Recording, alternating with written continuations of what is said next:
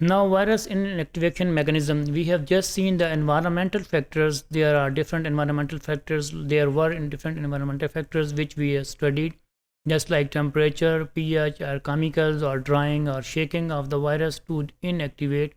And after the inactivation, the virus can be used. We can use the virus for production of vaccines and drugs. Therefore, this is very important investigation. So, what is the mechanism lying inside the viral inactivation? How many kinds of the mechanisms could be there to inactivate the virus, so that if we can regenerate the virus or we can inactivate it, we have to see this viral inactivation mechanism. Make virus inactive or unable to infect. This is very important. As we see, this is important for the production of the drugs. This is important for the production of the vaccines. This is also important to inactivate the virus to avoid the diseases.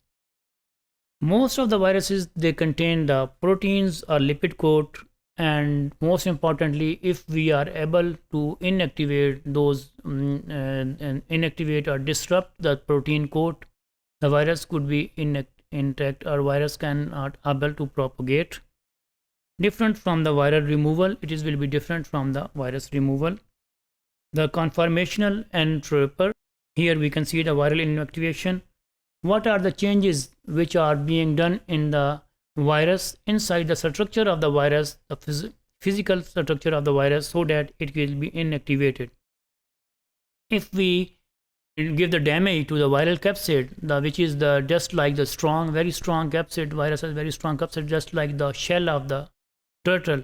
So if we are able to break it, then the virus will be inactivated. Here we have seen that the structure of the virus, it is the virus capsid outside, which is really seems, you can see it is very strong, and this is the infectious virus.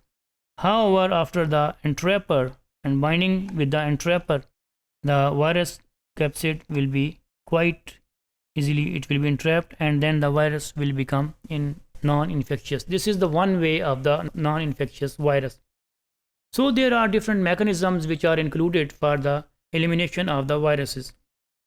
We can see here there are the partitioning, there are the inactivation. The partitioning means the precipitation of the virus, and then the elimination based on the size, the virus infiltration. So we can make the virus inactive by different ways. Here we can see the partitioning. We will see in next slide what is the partitioning.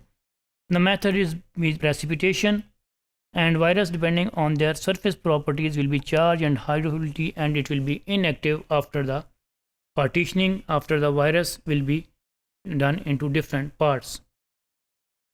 Then inactivation of the virus, it can be done by the various methods, just like the chromatography, just like making it low pH. We can use the chemicals, or we can use the heating, we can use the UV light, or we can use the irradiation. We will see those methods one by one in the coming slides. So different kind of the viruses can be inactivated by the different procedure. Just like you can see the enveloped viruses can be by the low pH, they can be inactivated.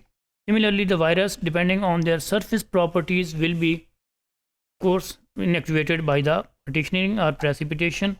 Similarly, there are most of the enveloped viruses which are done by inactivated by these methods.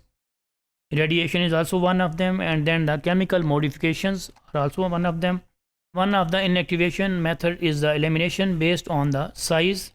It is through the virus filtration. We have seen the different filtration methods, and most of the viruses, and maybe say dependent on their size, and all of the viruses can be inactivated, for example, with these virus infiltrations. This is the partitioning. We have just seen in the last slide that with the partitioning, we can most of the viruses which are dependent on their surface abilities, we can just make them inactive with the partitioning.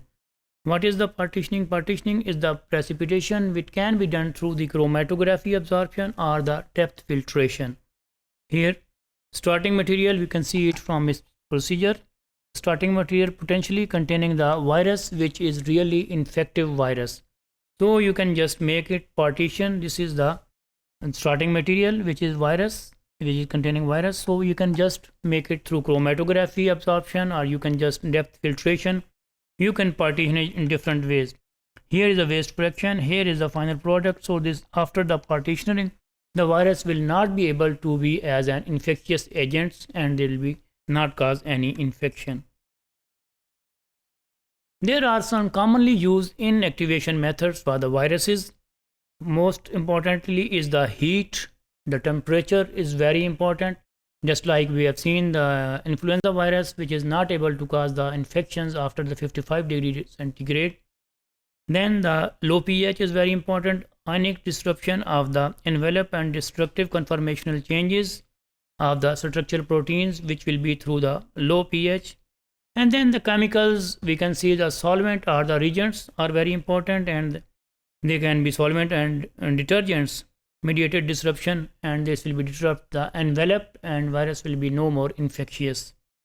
Then the capillate, it is again the partitioning, and it will be the non-ionized molecule. It will done into the envelope, and disruption of the envelope or the partitioning of the virus into different parts will make it non-infectious too. Now there are also different other methods, just like the temperature control method. We have seen that with the heating, the virus will be inactive. Similarly, the chemical control and the pH control are also some methods which can be used for the virus to be inactivated.